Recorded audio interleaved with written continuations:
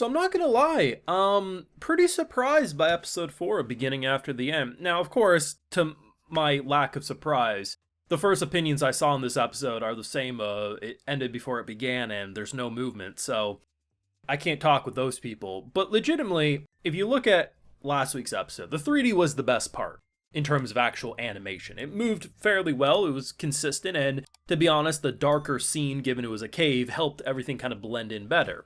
Still not amazing, but at least, the 3D was not, god-awful. This episode, it kind of goes back to what you expect. The 3D is the most obvious, and you're like, okay, yeah, that kind of reminds me of Berserk 2016, but okay. But here's the thing. There are still issues with the production. I think moments like when they do the camera and they just like pan down like multiple times and they switch to a forest scene and they pan left, and it's like, yeah, I don't like that shit. There's one moment during the fight with Arthur where the knife like wraps around the guy's neck and then it just like stabs him in the head. Really no impact, very obviously like not well executed animation. And stuff like that, yeah, like I noticed that, like the 3D and the camera shots. But in general, this episode didn't look bad. And I already can tell people are gonna be like, how dare you defend this? We're mad. I mean, yeah, if you want it to be better, I get it. But watching this episode, it doesn't look ugly to me. It doesn't move god-awful. And to be honest, I'm kind of shocked how well it moved, all things considered, because there was a lot more action shots this episode than any of the past 3. And given how minimal shit moved up to this point, I was expecting the most animation we would see would be the effects like his hands glowing and whatever. But to be honest, it moved like a normal anime episode, all things considered. Should it be better? Of course. But this isn't even the least moving episode I've seen so far this week. So maybe it's a good sign of things to come? I don't know. Even if it goes back to barely moving, at least I'm enjoying the characters. And to be honest, I didn't see that betrayal coming. I really thought she liked us. I assume it's going to work out in the end and it won't stay a betrayal, but to be honest, having him go through that tree, if you didn't watch after the credits, well, spoilers, she betrays us. Has me pretty interested where they're going to go. Of course, so you want to see my full thoughts on these episodes, support my work, we do got the Patreon, where we got those full and cut live reactions over there exclusively. So, we meet up with a girl who is about to be sold off into slavery, and we just kill all the bandits. We say, not today, Junior. And to be honest, I actually like how they handled that whole exchange, because one, we know this isn't like a kid, this is his first time ever killing. We know who he was in his OG life, so him being okay killing makes total in-character sense. And what they did a great job is they flex that not only is he okay killing right now, but he was able to do pretty decently a mixture of natural instinct, given where he came from, but also the talent he currently possesses. The issue is he's still a child. So even if he knows what he should do, his body isn't like a pro athlete yet, or a pro warrior, right? So while he did pretty well, there was 4 of the bandits, the first couple go down quick. Because he gets the jump on them. And then the third, but the fourth actually pushes him back. Because he's going up against someone who now knows there's a kid trying to kill him. He's on guard, he's a talented mage himself seemingly. And while he does end up defeating this guy too, I like that they show that just because, oh, here's our protagonist, he's still in a kid's body right now, so he's gonna be limited, and they really showed that if he got the jump on people, not much they could do, but if they know he's coming, like, yeah, he's not going to be able to do much, which makes the end of the episode after the credits more impactful. Because had he just sliced through those 4 and not broken a sweat, I would be like, oh, he's just going to kill all these elves. Or he'll beat up a bunch of elves and they'll realize they can't beat this kid. But now I know that if a couple people who are talented with weapons go up against him currently, he probably won't be able to defeat them all. There's like 50 people there. So he's not just going to brute force his way out of there just yet.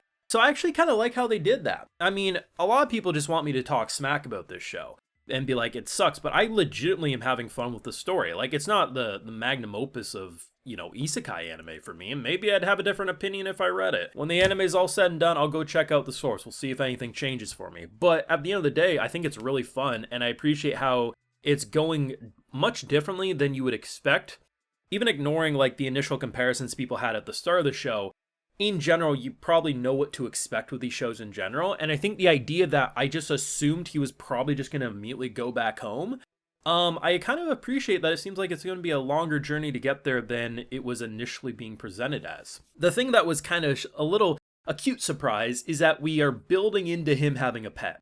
Now, do I love that it's 3D? No. Unlike, a giant goat mother thing, it's like, yeah, it's weird, but it kind of looks like a demon. This is like, okay, we know it's supposed to be an animal, and it just, I don't know, the texturing just makes it very off-putting in the general scenes. It's not bad, it's just, it very much sticks out like a sore thumb.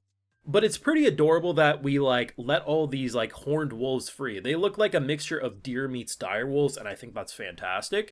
This one has been sticking around, and I love how he comes over, because our boy's almost having a heart attack, right? Like, he's an 80-year-old man trapped in an 8-year-old body. He's like, the mana, it's just too much going on. And this cute, adorable wolf comes over, brings him, and then just leaves. So I think that's what we're building into, that it's going to be sticking around, it's going to be our close pal, and I think that's glorious. If they kill it off, I'll probably cry. I'll be like, no, I'm already connected to this thing. But either way, narratively, character-wise, I was having fun. And hell, I was even enjoying this new girl because, she was a little different than I was expecting. I was expecting just either overly bitchy or overly cute. And she just kind of had this, like, nice middle ground of, like, yeah, I'm kind of scared being out here alone. And she also had a little spice when she didn't like how he responded. But she didn't feel toxic or overbearing or overwhelming. So maybe that's why the ending caught me by surprise, because when she's like, oh, here we are, I'm like, okay, I don't know where we're going, but it's not our first time going through a portal. Look at last episode.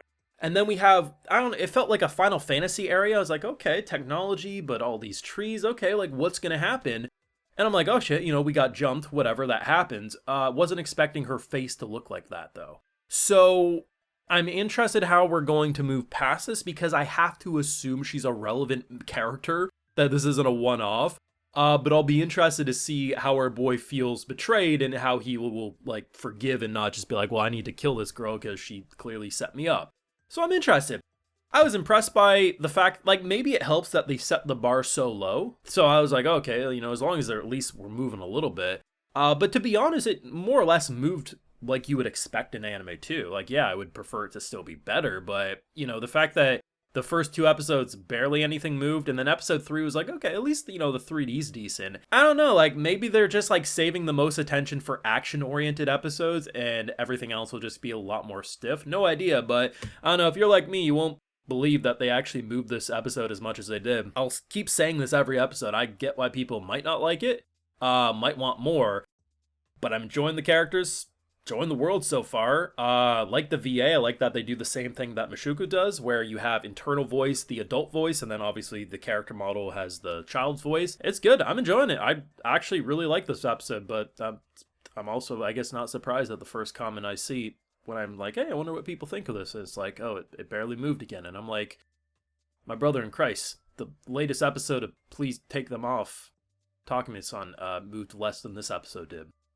But I don't think we're ready for that conversation. Let me know your thoughts down below, though. Leave a like if you enjoyed. Subscribe if you're new around here. Of course, ring that bell. Like I mentioned, we got those full live reactions over on Patreon. And hey, while you're over there, I'll also give you a video shout out. So today we got Michael Meadows, Sleepfish, Wayne Delquist, Juicium, and we also have Marco-san. So I appreciate the support, everyone. Please take care. You'll have a good one.